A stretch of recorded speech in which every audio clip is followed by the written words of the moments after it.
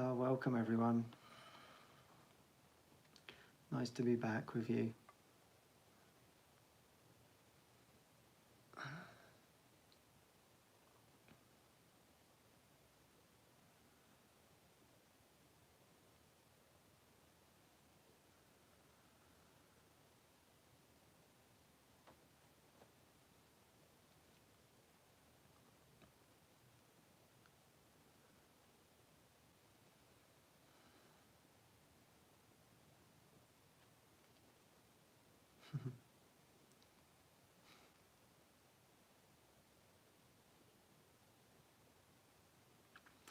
Yeah, it's nice just to spend this moment together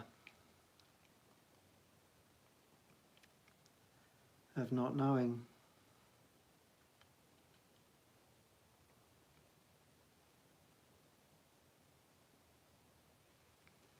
Yeah, we can just allow ourselves to rest for this wonderful moment and see what happens.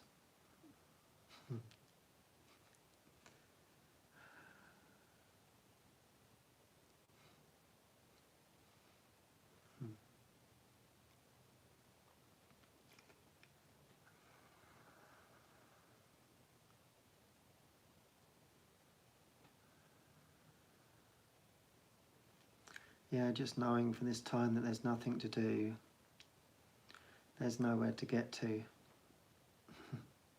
You can just have a nice break from yourself,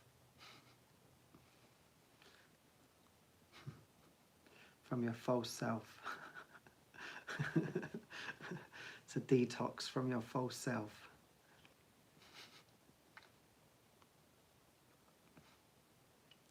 Because that's really what we're learning, aren't we? Yeah.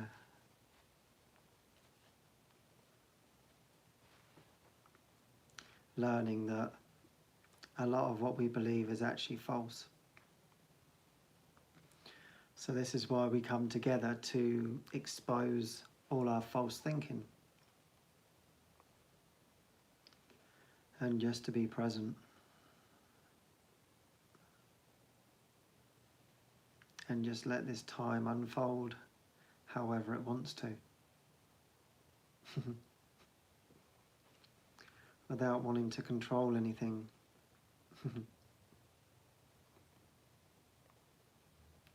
So yeah, we're doing this for one another. We're just letting it unfold in front of us.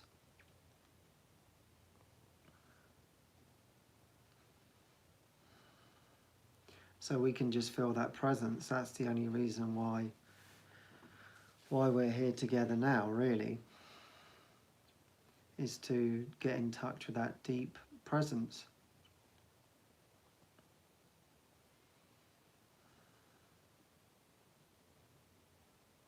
And let that lead us.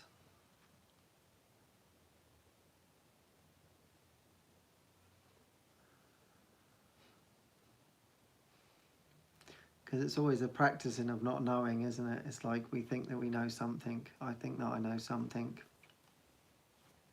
about the world and about who I am and about how things are going to go, and I have expectations of how things are going to go, and I have control over, I think, how I want things to go.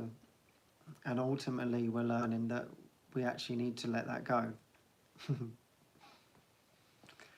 And including what we think we know about A Course in Miracles, because we actually don't know anything. That's the whole point. So that takes a great willingness on our part, because of course the ego thinks that it knows something. And we believe into that knowing, into false knowing. And so then we realise that we don't know. So it seems to be this cat and mouse. This is what I'm finding anyway. There seems to be this cat and mouse game of, I think that I know, I don't know. I think that I know, I don't know. I think that I know, I don't know. And so this seems to be the game of the emptying of the mind.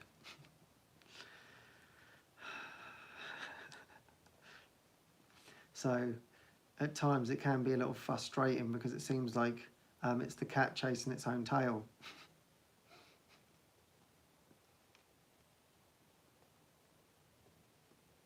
But yeah, it doesn't have to be frustrating. We can allow it to be interesting and find it fun and actually laugh about these things.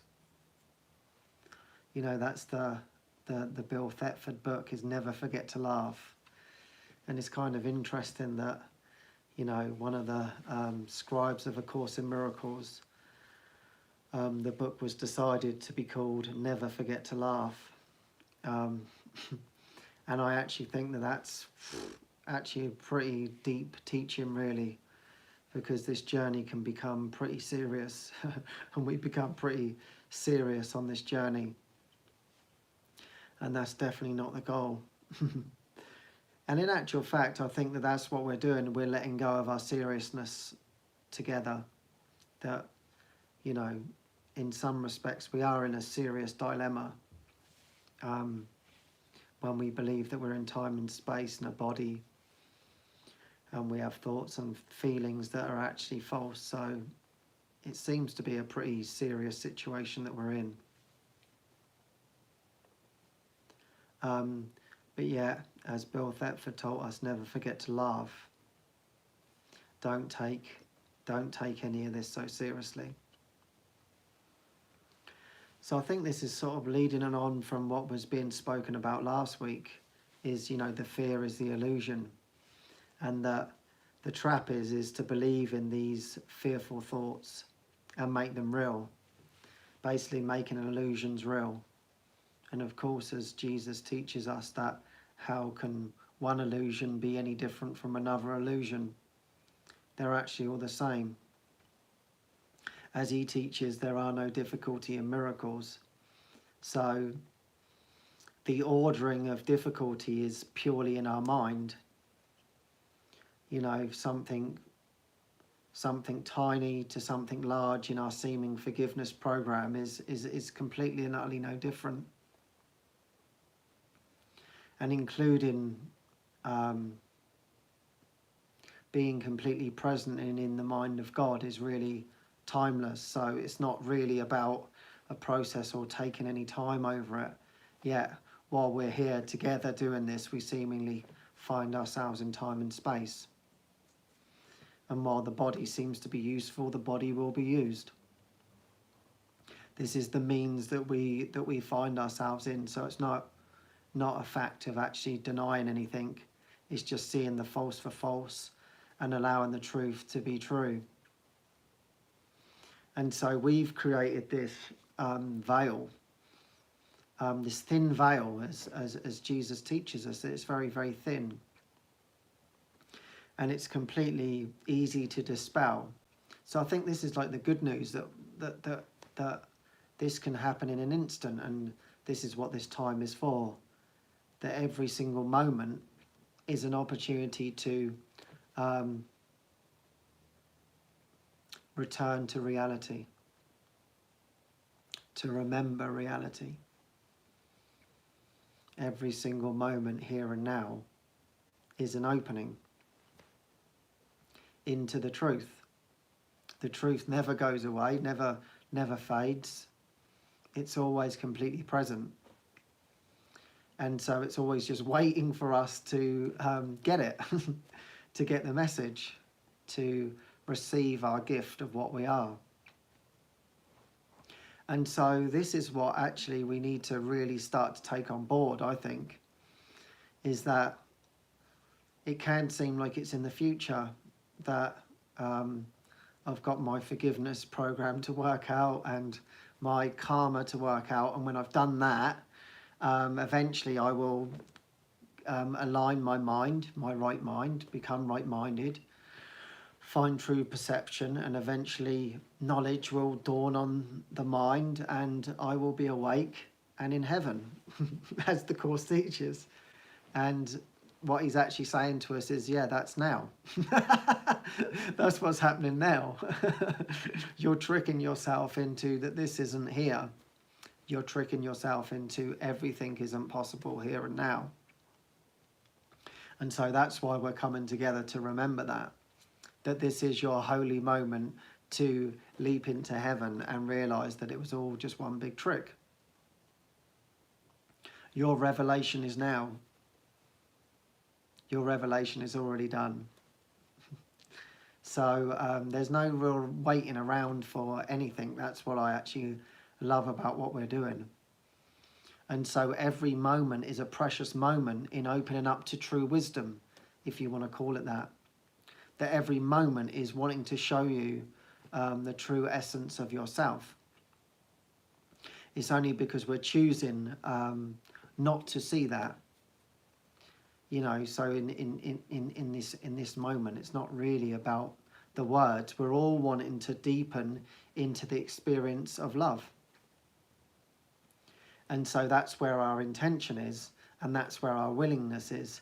So that's why there's actually nothing here to learn in what I'm sharing. It's not to be, it's not, in a way, it's not a teaching. It's not anything really in and of itself. It's just a way of us receiving love, the real love, a deeper love, a love that will never leave us. And as Jesus teaches, if love and joy come and disappear, they're actually fear. It wasn't love at all. That love is consistent. Love is eternal. Joy is eternal. And so everything that basically is not eternal is false. And so this is very basic, of course, in miracles. And we're learning this over and over and over again. That's what we do. Just to remember.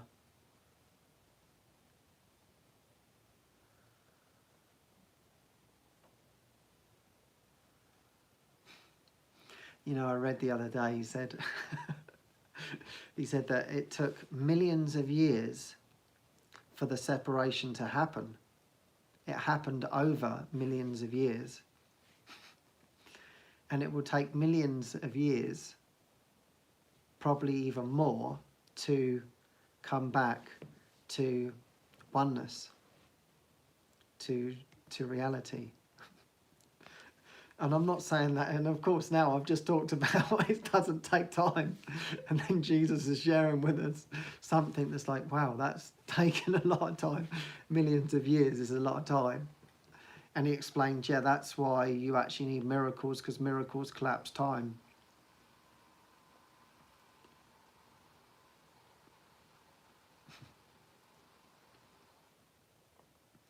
So we have everything that we need, and I guess that's more to the point. This isn't a point of, oh my God, this is going to take millions of years to do. That's definitely not the point. I don't know why I find it so funny when he said that, but this is, I can't remember what section that is from the course. But it's like, yeah, the separation took millions of years to get to this point of full separation, and now we're reversing that. But that's why we have got the miracle, and that's what we have to remember. We have to remember the miracle. And so, yeah, that's not, I'm not saying that to dishearten us, because it's funny, isn't it? When we start talking about these things, 1 minute I'm talking about timelessness, and then all of a sudden it's like, hold on a minute, now you're talking about time. So how the hell does this relate? Well, that's the problem. In truth, we actually, you cannot talk about these things without getting yourself caught up into a dualistic conundrum, shall we say, because it's not known in this reality. It's not knowable. And that's how I began this talk. It's like we think that we know, and then we realize that we don't know. We think that we know, and then we realize that we don't know. So in a way, it just feels like a very, very humbling time. It feels like this humbling for us. And that we have to rely on the miracle, and that miracle is now. And that this wisdom is now, and in this God-given moment. And so this is what we're joining in, for you to spring into heaven right here and now. There's no time, there's no need to delay on this any longer.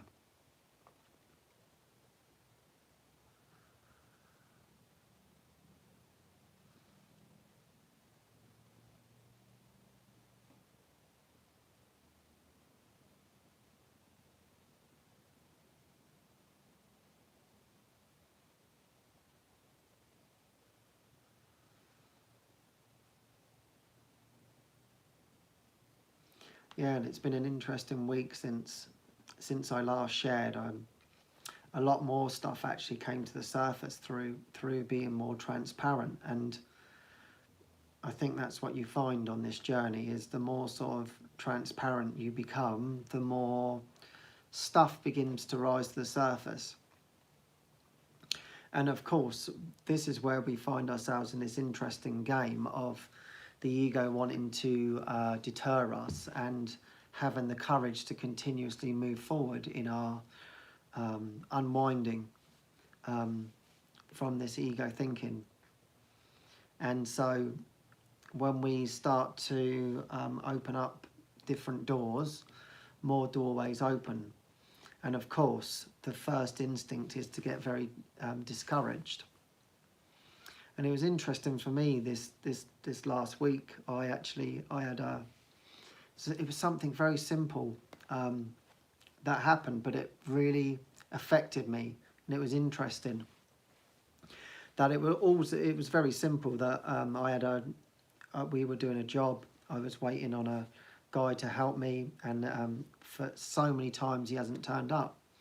And we'd organised this time, and the night of him coming, he basically messages me at 11 o'clock at night and tells me I'm not coming.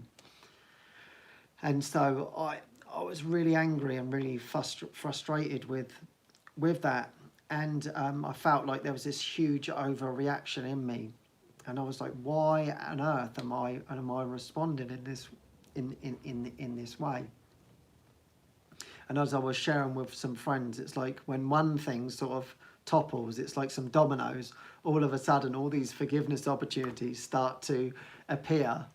And it was like, wow, I was going along so great. Now all of a sudden, how come all of these forgiveness opportunities are just up in my face? And I don't know how to deal with it. And it was mainly around getting annoyed and angry. And what happened was, for me, is this hasn't happened in a long time, but I became really agitated and unsettled. I was completely and utterly unsettled within myself. I couldn't settle myself back down. And I thought, wow, this is really interesting. This hasn't happened in a long time. Things can come up and arise, and of course I still react and respond to certain things. But most of the time it's not taking as long to be able to come back to myself. But for some unknown reason, this seemingly really sort of ruffled my feathers, so to speak. And so I was praying to see, okay, what is the belief here? But I just couldn't get to what it was. And in fact, that was creating more and more frustration, because seemingly, like logically, I was thinking, this doesn't make sense why I'm so het up about it. Clearly there's something more under the surface that I'm just not seeing. And so that was creating more and more agitation in me. So this was coming and going over a period of two days. And I felt like my mind had just completely slipped. And I was like, wow, this is really interesting what's happening here. I just feel completely depleted. And so through prayer, on the final day, I sat there, and I was able then to sort of like sink into a space of starting to find some peace within myself. And so that became very restful. And then I was sort of like, I was clearly in a prayer, but I didn't realise that I was in a prayer. And it was like, you have a choice to let this go. It's that simple. And that there's no need to dig into this or to think the natural fact that anything's going wrong. It's all just a very simple choice. And you're choosing to be right about something when you could be when you could choose to be happy. And because the thought that was going through my mind as I was in this meditation was choose once again, choose once again, choose once again. And it was like this, just going over and over in my mind. And until slowly it sort of sank in, and it was like, wow, I have a complete choice over this. That I'm choosing to be the victim of the world. I'm choosing to, you know, tell all my friends about it. Hey, listen, this is what's going on. Can't you see that I'm right? And obviously I've been let down again. And to make this situation real, to make my victim story real.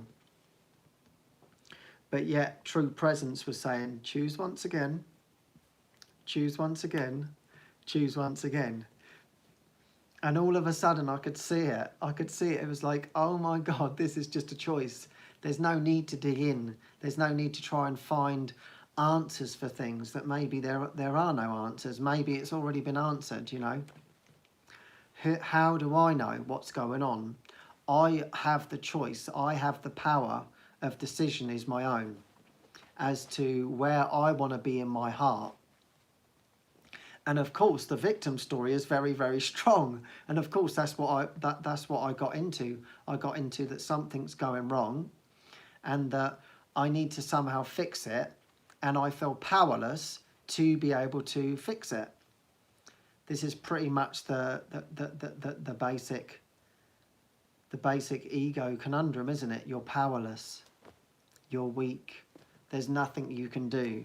This scenario is out of your hands. It's outside of you, that it's not inside of your mind, and you have no power whatsoever to manage this.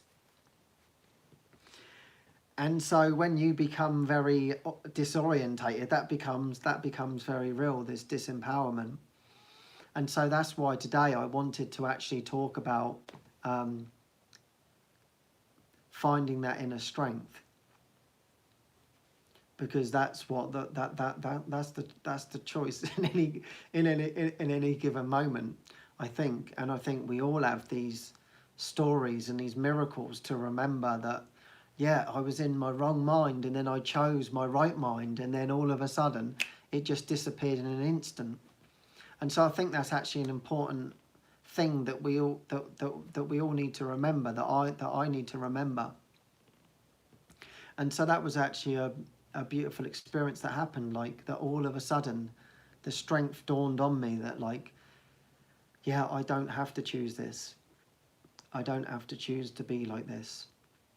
And because of course it was like all of a sudden the chips were falling, and of course for me, mine is to get angry about things, and then I see that, I think that's a cover as to what's really, really going on for me. And of course, as we all know about guilt, is that, you know, I get angry and then I feel guilty for being angry, and it feels like the ego tells us, yep, you've taken one step forward and now you've taken 2 steps back. And so of course this is all part of the victim story that is so thick and so ingrained in us. And so that's why actually the other day I posted a post on Facebook, and it was your worth is established by God. Because what had happened is this one night, that was the only message that was going through my head. It was just, your worth is established by God. Your worth is established by God. Your worth is established by God. Your worth is established by God.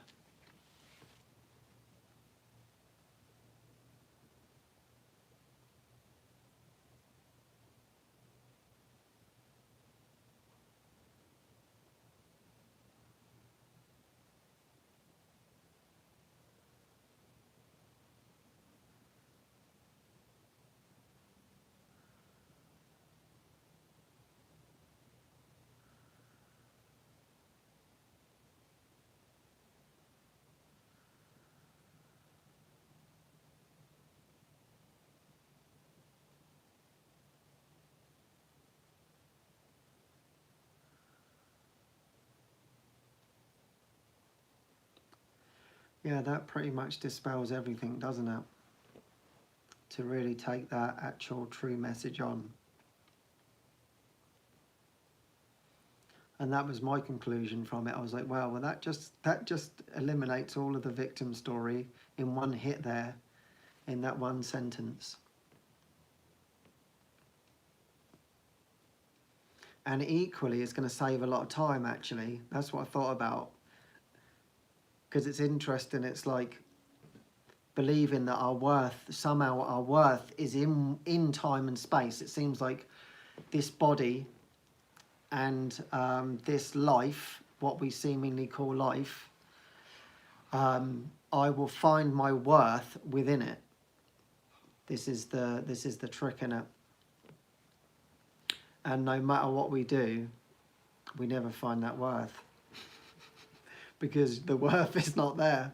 And that's why I love that when I first heard that, and now hearing it again, it's just like, it's such a relief to hear that. Because it's like the small self-identity, I've got to find this worthiness within inside of me. Because, and ultimately underneath that is again the victim story.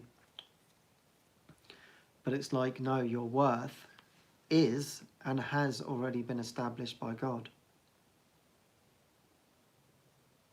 And it's only God that can show you your worth.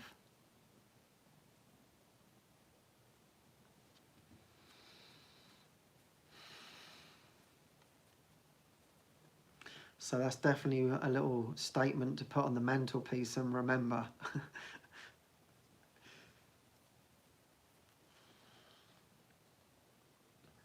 That's for sure.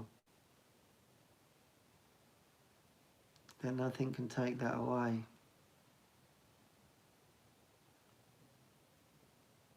That true worth. And you know, because as I say it, it's like it stops this striving, doesn't it? And that's what we're doing, is like, no matter what we can say to ourselves, yeah, I don't want to strive outside, but we're going to strive outside until we're back within ourselves. That's just how it's going to play itself out. You're going to strive until you stop striving. It's just plain and simple. It's almost like that. We're like children, aren't we? It's like they just tire themselves out doing the same thing over and over and over again. And they get irritable until finally they fall asleep and they give up. And it's like us. We're going to continuously seek until we eventually give up, and then we will find. And that's the sort of message. It's like, when are you going to give up? When are you going to give up believing that you're going to find this worth? Like, take on the statement and make it true. Allow it to be true for you. That your worth is only established by God.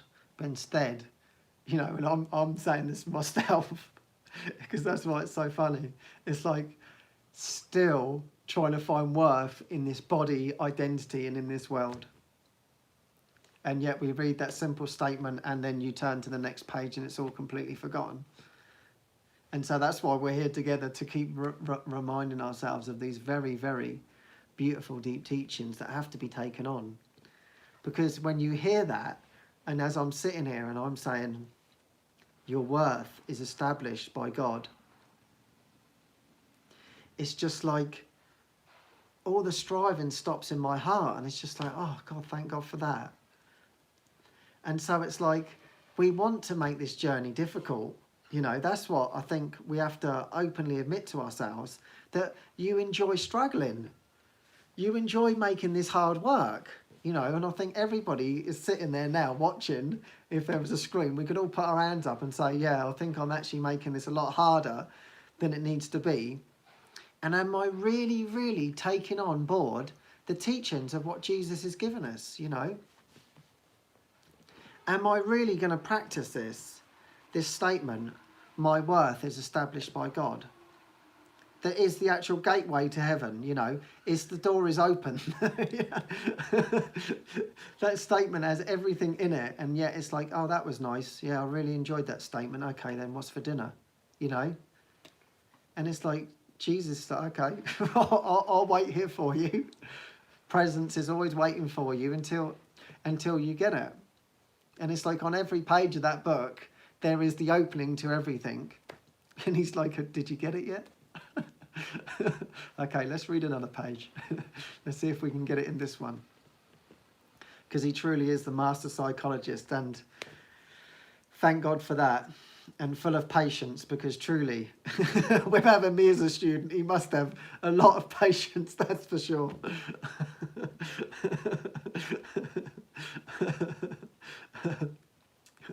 But this is it, though. We have to do this in joy. We have to remember this in joy.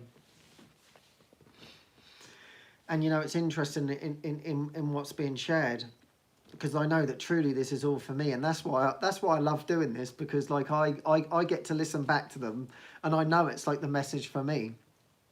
And then I listen back to them, and I'm like, oh, thank you for that message. I'm hearing it in a way that I need to hear this message. I need this encouragement to open up to this holy moment that we share together.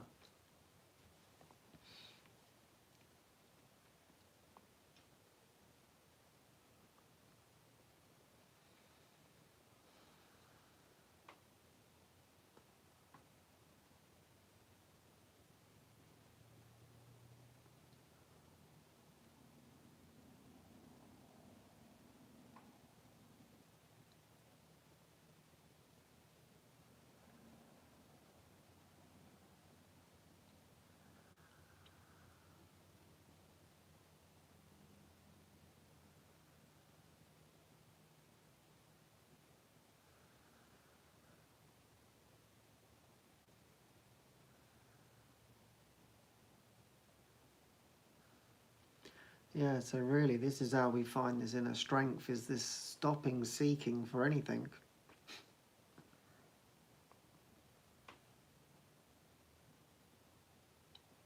Just above all else relying on his strength.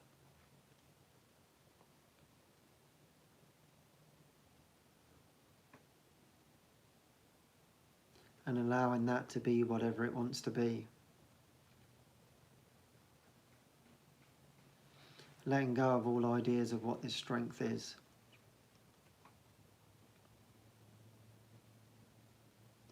And allow it to be shown.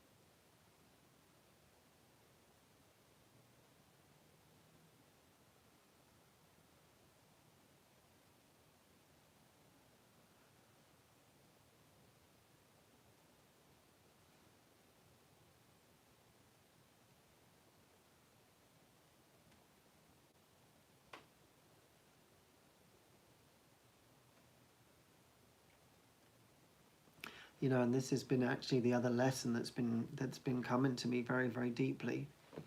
That truly, that this isn't a teaching in fear, it's a teaching in love.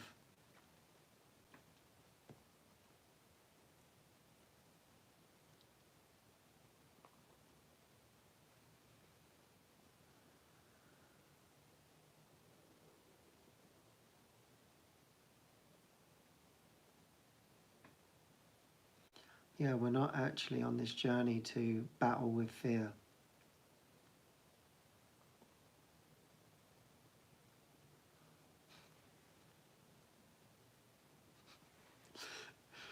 And somehow this is like just coming to me now, because it's like, I've never really believed that.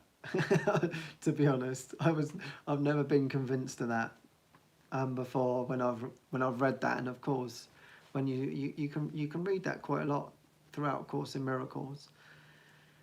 And I was like, well, it doesn't really seem like that, to be honest. It seems like a lot of fear comes up and a lot of anguish and difficulties arise. So I'm not particularly convinced at the moment that this is a journey in love, if I'm being completely honest. And how I saw it was, yeah, well, maybe the end result is the love. But as I'm going along, it seems to be pretty difficult, I've got to be honest. But now I am seeing it as this has actually been the convincing for me. And it's like, yeah. So Jesus is telling me, yes, it is fearful because you want it to be fearful. And you are choosing for it to be fearful. But this is actually not fearful. And it is a teaching in love, if you so choose. That again, you do have the power. But yet, there's such a tendency to struggle. Hard work, isn't it? That's probably, I don't know, probably anyone who hasn't been brought up with that statement. Well, if you've got to achieve anything in this life, it's going to be hard work. You've got to work hard at this life. And so can you imagine, that's a pretty ingrained statement, ego statement. This is going to be hard. So of course, when we read in A Course in Miracles, no, it's lessons in love. It's like, okay, that's going to be hard. You know, instantly there's that belief in it being hard work and difficult and struggle. And so this is actually what we need to hand over, is the belief in struggle. Because this is actual fact, this is what I'm finding more and more in all of this, which is actually beautiful, that truly I am tricking myself into believing that these things are difficult and they're a struggle, and that's what's happening quicker and quicker in my mind. That I am literally making it all up. I'm making it hard for myself.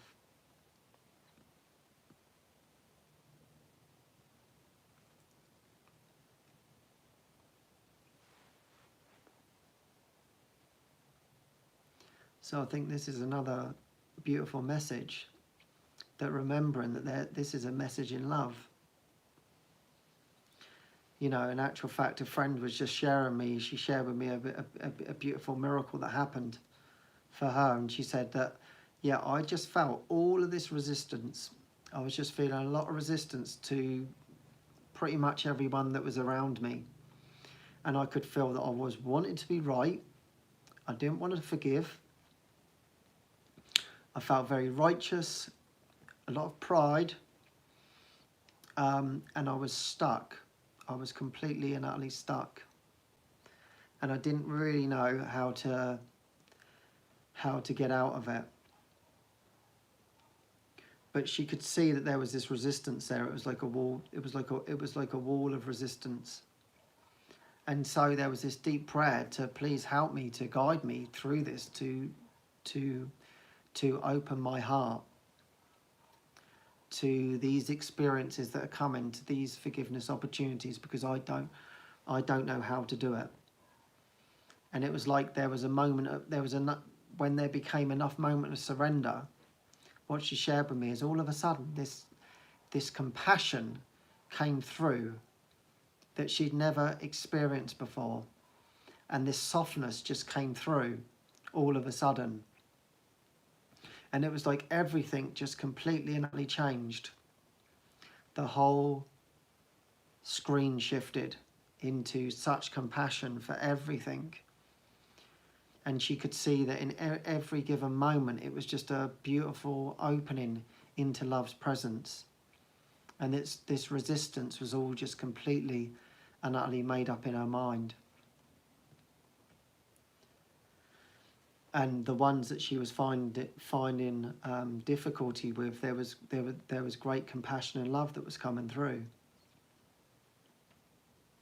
And she said it was actually amazing that she couldn't believe that on this other side of so much resistance, that yet so much compassion and softness wanted to actually come through. And actually, as she shared that with me, I felt emotion coming up. I just felt like, wow, it was just, I just really felt the experience. She said it was almost like the trees were talking to her, and everything was just like, you're so loved, you're so loved. None of what you believed was going on. And she felt so grateful for that experience.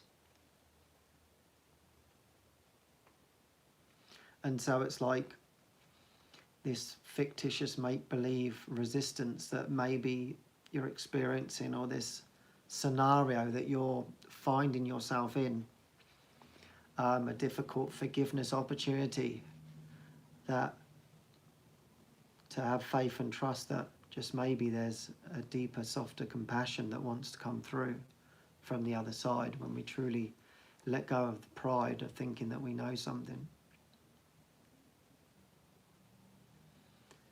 to actually allow the truth of us to come through rather than wanting to be right.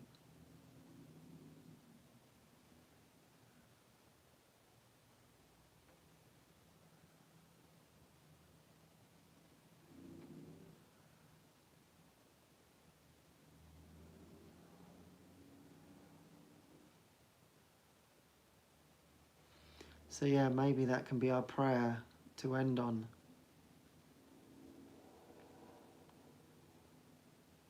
To whatever we're going through, is just show us the compassion. Show us the truth of this situation. Show me that love's presence is with me always. Show me that the light is guiding me in all circumstances, and that everything is working for my greater good, so the truth can be revealed to me.